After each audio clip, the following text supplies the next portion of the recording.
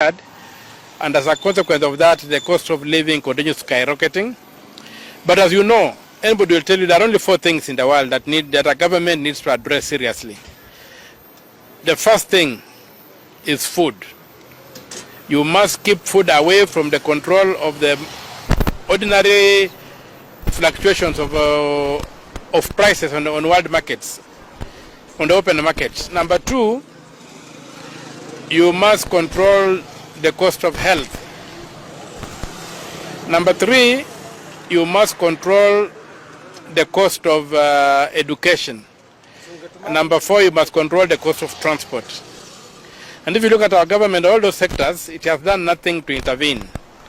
So if the government was to intervene and makes those sectors no-go areas for cartels and do no-gooders and the thieves, this country would not be going through the mess it is going through.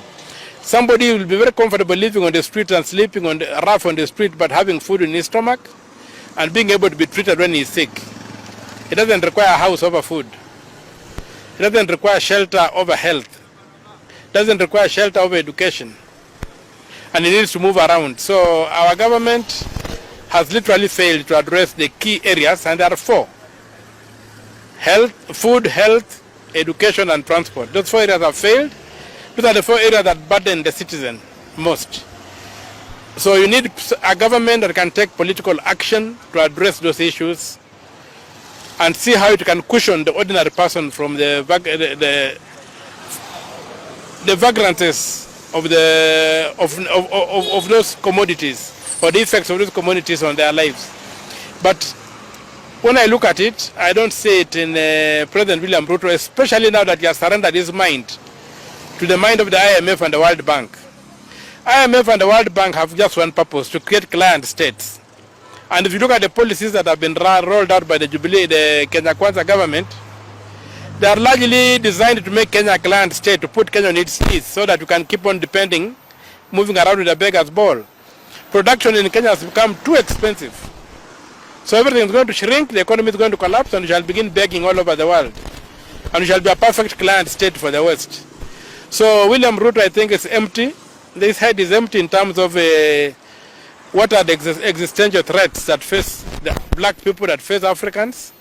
He swallowed the issues of the white man, the way they are packaged. He doesn't understand crony capitalism, how it works. So he has now become an agent of the West to destroy an African state. And some of the things he is doing are bordering on treason. They are treasonable, and maybe going down the line he might be impeached if he doesn't change course and begin understanding what Article 1 says, that the people of Kenya are sovereign. And when they elected him, there was nowhere in his manifesto where he said that the IMF and the World Bank are going to govern Kenya when he gets into office. He promised to govern this country, but he's destroying it. Everything is crumbling in 1 year. It's not acceptable. So he needs to shape up, or he might get impeached down the line. I don't think his MPs will die with him. They're going to get a point whereby he can be impeached if he doesn't change course and begin doing things that benefit this country, not to benefit the Western powers, not to benefit the World Bank. Right now he wants to sell the assets. These assets, some of them were put up before he was born. Now he wants to come and sell them. What will the future generations have as a state? Those who run the government in future, what will they rely on to run this government? We have already talked of food. We are talking of transport. We are talking of education. We are talking of health. If these things are sold, how will the future governments finance those key ingredients of our modern society? So for me, I think William Ruto is going overboard. And where we are right now, we might be facing an impeachment very soon. My name is from I just have one question for you to shed more light on.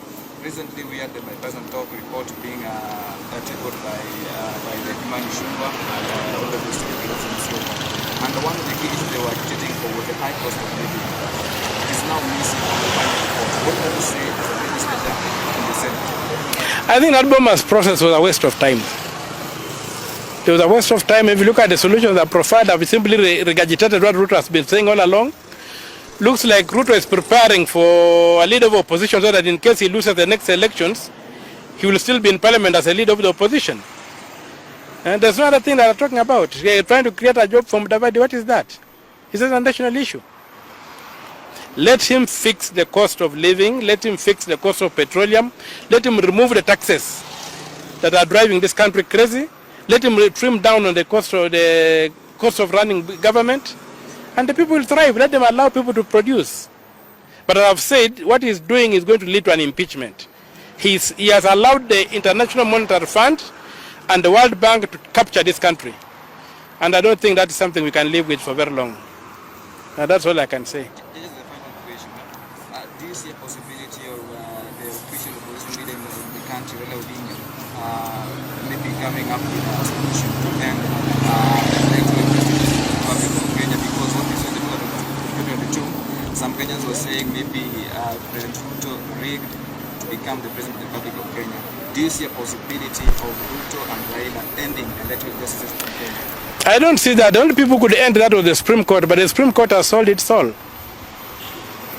Look at what they've done to the electoral system. They even manufactured something called spoiled ballots. When the Constitution does not allow for spoiled ballots, because the Constitution anticipates a digital election, not a manual election. Let us go digital. Let us go the Brazilian way, and we shall resolve all these things. Anybody who wins will be known automatically. Anybody who loses will be known automatically.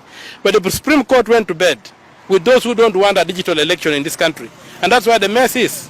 It's not Raila to fix. It's the Supreme Court to get its act together and accept that the system of election that we have under the Constitution of Kenya, which can give us a simple, accurate and verifiable election, is a digital election. And verifiable by who? Verifiable by the voter. I want to be able to vote. I'm given a serial number. When I go home, I go to the computer, to the website of the IBC. I can trace my vote and know that it went to the candidate I voted for. That's the level of verifiability we need. Not all this nonsense the Supreme Court has been putting us through. It has totally messed up the Constitution, and the problem is the Supreme Court, not Raila. Thank you. Just before you go, many Kenyans have been blaming both the senators and members of parliament, especially during the finance bill before it became a finance act. Some of them are saying, where were you when this thing was being passed? What can you say? First of all, the Finance Act does not come to the Senate. Yes. Because of the machinations Uhuru had with in the last government and the kind of senators we had, they agreed that the budget will not be done in the Senate, it will only be done by the National Assembly. It is something we are fighting to change. But then when you go to the National Assembly, there is something they call the budget office. The budget is brought, it's dumped there, taken the budget office where all manner of things are traded, and then the assembly votes on the report of the budget committee. They don't interrogate the budget. And there's a lot of budgeted corruption that is destroying this country, that we need to focus going forward on Chapter 12 and see to it that public finances are controlled by the people of Kenya. Right now, even if you look at the structure of the Treasury, the Treasury under Article 225 Clause 1 is supposed to be independent. But the Treasury we have right now is headed by a Minister for Finance, a PS of Finance appointed by the President, which means the President controls the money of this country, when the Constitution does not give him any of those powers. That's why those are the kind of problems we have. We have to go back to the design of the country and make sure we get the design correct. Otherwise, everything will collapse. Thank you so much. Okay.